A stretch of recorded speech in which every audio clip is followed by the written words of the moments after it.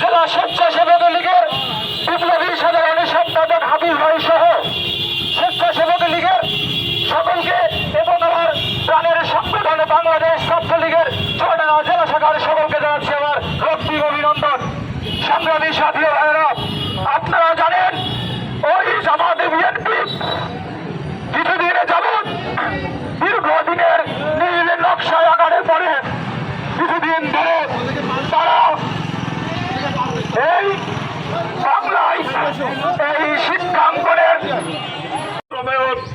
জননেতা জনাব ওবায়দুর রহমান চৌধুরী দীপু ভাইয়ের নির্দেশে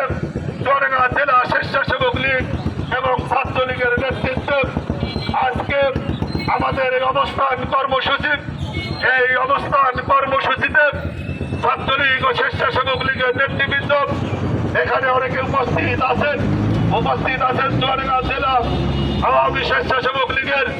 সংগ্রামী সাধারণ সম্পাদক রাজপথের লড়াকু সৈনিক মোহাম্মদ হাফিজুর রহমান হাফিজ ভাই, উপস্থিত জেলা স্বেচ্ছাসেবক লীগের সাবেক সদস্যবৃন্দ, উপস্থিত আলমডাঙ্গা উপজেলা আওয়ামী স্বেচ্ছাসেবক লীগের সভাপতি সাংগঠনিক সম্পাদক সহ চুয়াডাঙ্গা জেলা ছাত্রলীগের সাবেক বর্তমান নেতৃবৃন্দ সহ সকলকে আমি আমার ব্যক্তিগত পক্ষ থেকে রক্তিম অভিনন্দন ও মজিবীয় শুভেচ্ছা জানাই। সম্মানিত উপস্থিতি, এ পর্যায়ে ছাত্রলীগের পক্ষ থেকে কাজী ইমদাদুল হক সদলকে তার সংক্ষিপ্ত বক্তব্য দেওয়ার জন্য বিশেষভাবে অনুরোধ করছি।